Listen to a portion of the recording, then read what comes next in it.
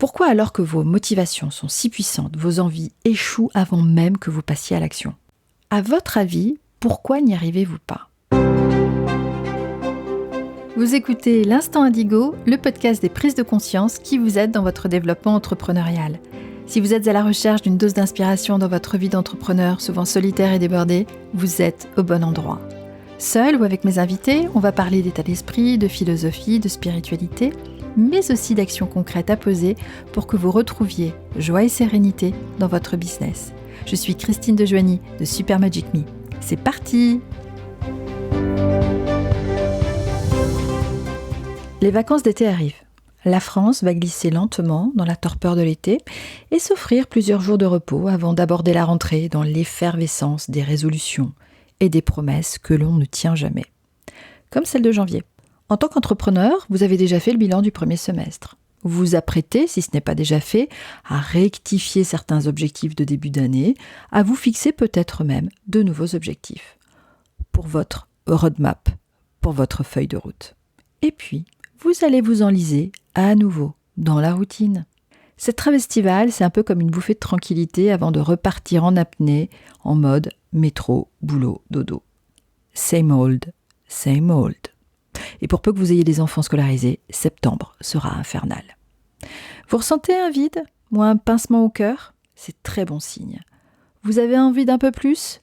Tant mieux. Je sais que votre activité professionnelle est le piment qui épice votre vie.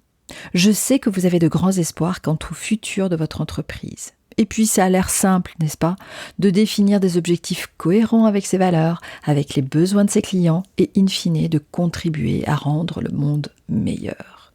Et le faire si bien que vous allez exploser vos prévisions de chiffre d'affaires. Mais au fait, une activité qui vous plaît, c'est le bon moyen pour rendre votre vie plus heureuse et pleine de sens ? Posez-vous un instant, venez avec moi et éloignons-nous un peu de votre entreprise et pensons à ce qui compte vraiment dans la vie. Je ne suis pas une ultra fan du développement personnel. Vous ne me voyez pas, mais là je fais les signes des guillemets avec mes doigts. D'ailleurs, j'ai toujours détesté ce terme utilisé à tort et à travers. Mais pour mieux vivre, la question du bonheur est fondamentale. La recherche du bonheur est ce qui devrait nous faire avancer. J'y réfléchis souvent et je repense aux difficultés que j'affronte moi-même et celles que mes clientes endurent dans leur vie. Je sais, il y a toujours pire et je ne suis pas en train de me plaindre. Mais je pense quotidiennement à ce que mon activité professionnelle m'apporte. Et mes conclusions ? Eh bien, je sais que ma vision du bonheur peut paraître simple, voire naïve. Mais je crois fermement que nous n'avons finalement besoin que de 6 ingrédients pour être heureux. Voici selon moi les 6 piliers qu'on peut qualifier de naïfs pour aller vers le bonheur. 1. Être en bonne santé. 2. Avoir du temps libre. 3. Avoir suffisamment d'argent pour couvrir un peu plus que nos besoins quotidiens et combler nos proches. 4. Penser librement et vivre dans un pays démocratique. Et je fais les guillemets. 5. Ressentir l'amour, avoir de solides amitiés et avoir un accès au savoir. Et 6. Réussir un projet qui compte pour soi. Et basta, rien de plus. Pas besoin de surconsommer, d'afficher des signes extérieurs de richesse comme le bel appart ou des vacances paradisiaques que l'on peut voir sur Instagram. Je ne dirai jamais non plus que la carrière professionnelle permet de tout régler. Mais en ce qui concerne les piliers du temps, de l'argent et de la réussite d'un projet, une entreprise qui vous ressemble profondément fait bien le job.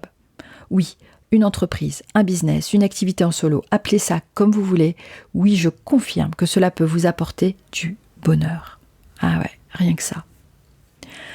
Prenons une activité lambda, que vous faites très bien d'ailleurs, et qui vous rapporte du chiffre d'affaires, mais pour laquelle vous avez de moins en moins d'affinité. Vous savez que si vous continuez, vous pourriez partir en burn-out d'ici quelques années. Prenons l'exemple d'une consultante en communication, qui est à son compte depuis 8 ans. Elle connaît tous les rouages de sa profession, les clients, les parties prenantes, bref, c'est une experte, mais elle commence à s'emmerder ferme. Pour savoir si cela vaut la peine de s'investir dans un autre business, celui qui vous fait rêver, celui qui dessine spontanément un sourire sur votre visage quand vous y pensez, il suffit de vous poser juste 2 questions. Première question, est-ce que cette activité me rend vraiment plus riche que mon business de rêve quand il sera opérationnel?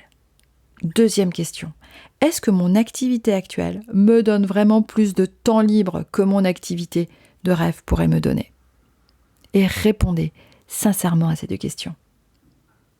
S'échiner dans un business qui ne vous fait plus kiffer va inéluctablement vous lasser et potentiellement vous conduire à de l'épuisement professionnel. Mais ça, vous le savez certainement. Le tableau est ainsi dressé et quand on en prend conscience, le constat est sans appel. S'investir et faire grandir son business de rêve, celui qui a du sens pour vous, c'est un des meilleurs plans qui soit. Pour vous, pour vos clients et pour le monde. Maintenant, passons à une autre réalité. Pourquoi alors que vos motivations sont si puissantes, vos envies échouent avant même que vous passiez à l'action? À votre avis, pourquoi n'y arrivez-vous pas? Eh bien, voici les réponses que vous donnez généralement. Soit une mauvaise économie, c'est pas le moment, le risque d'une nouvelle pandémie, la soi-disant concurrence, ou votre expérience est en cause, vous en avez trop ou pas assez, ou bien votre âge, là c'est pareil, trop jeune, trop vieille, ou le manque de réseau, les difficultés relationnelles, le manque de confiance en vous, avec, vous savez, ce maledetto syndrome de l'imposteur. D'ailleurs, à ce sujet, je vous invite à vous procurer le workbook 3 étapes pour faire décoller votre business que vous trouverez sur le site de Super Magic Me. Il est gratuit.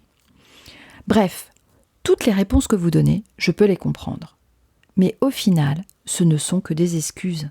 En réalité, votre business n'a pas les résultats que vous voulez parce que vous ne vous engagez pas assez. C'est important, alors je vais vous le redire.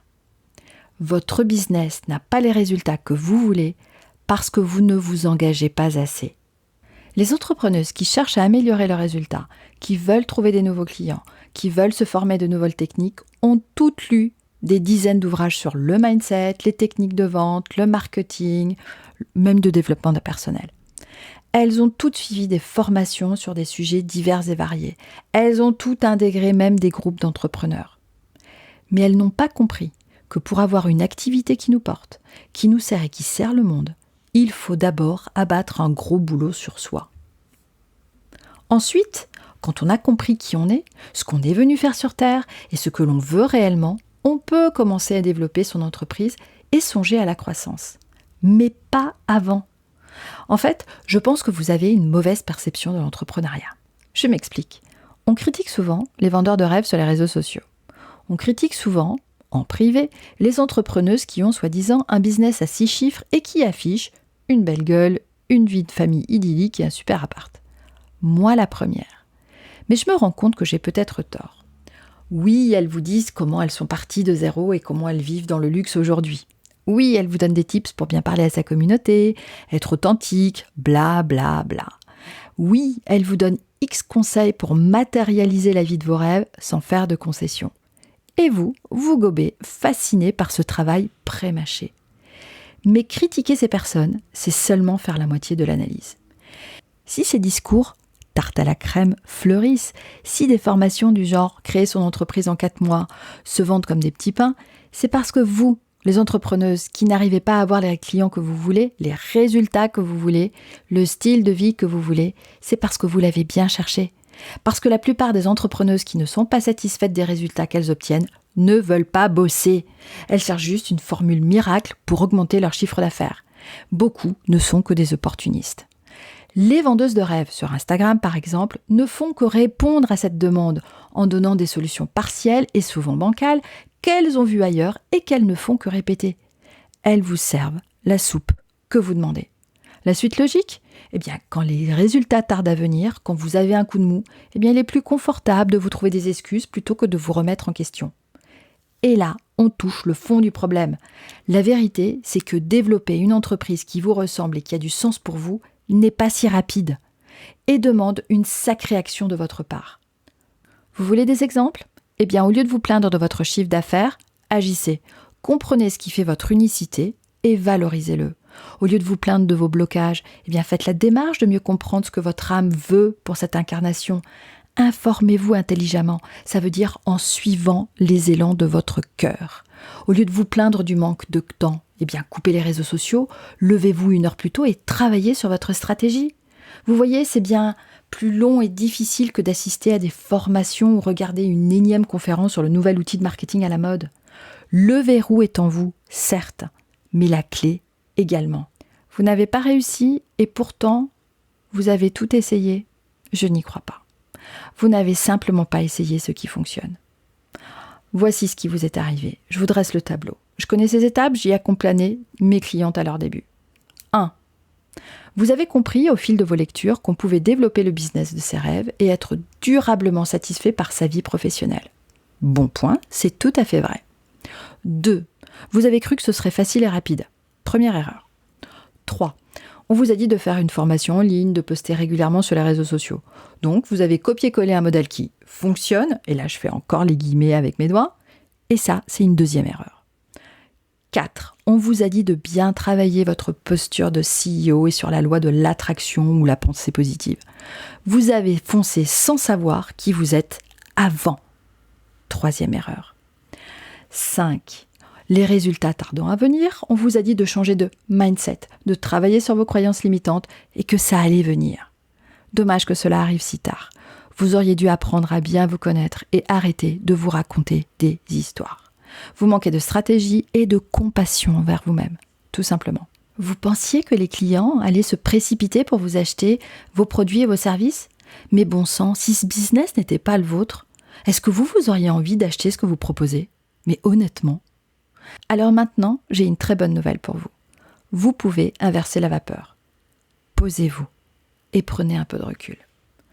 Demandez-vous en toute honnêteté pourquoi vous êtes entrepreneuse.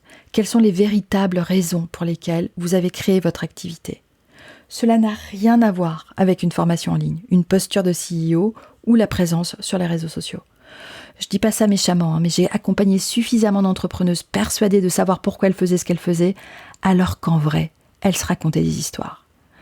Si vous êtes décidé à ouvrir les yeux, vous pouvez changer, mais il va falloir agir. Vous devez admettre qu'avoir les résultats que vous voulez est plus long que ce que vous pensez. Continuez à semer des graines, jour après jour. Personne ne sait quand l'une d'elles va sortir de terre. La récolte viendra en son temps. Continuez à fertiliser votre terreau. Vous devez admettre que vous n'avez pas tout essayé pour y arriver. Et si vous cherchez activement les leçons et les opportunités dans chaque difficulté rencontrée. Vous devez admettre aussi qu'il vous faut une stratégie pour arrêter de tourner en rond. Ce n'est pas comme à l'école, il n'y a pas de théorème qui se vérifie à chaque fois. Il n'y a personne pour vous donner des notes. Vous voulez un business qui prospère et qui vous ressemble ? Eh bien, vous pouvez. Vous voulez apporter votre contribution et servir les clients qui ont besoin de ce que vous proposez ? Vous pouvez. Le verrou est en vous, mais la clé aussi. Alors apprenez, bossez sur les bons leviers. Dans les notes de l'épisode, vous avez des ressources qui vont vous aider. J'ai une dernière question pour vous. Si c'était à refaire, quelle est la première chose de votre parcours entrepreneurial que vous changeriez ? Faites-en votre priorité pour les prochains mois. J'espère que vous avez aimé cet épisode. Si vous êtes arrivé jusqu'ici, a priori c'est le cas. Pour plus de conseils et de nouveaux regards sur la façon de faire grandir votre business, le prochain pas le plus évident est de vous inscrire à la newsletter de Super Magic Me. Le lien est dans les notes de l'épisode. À bientôt!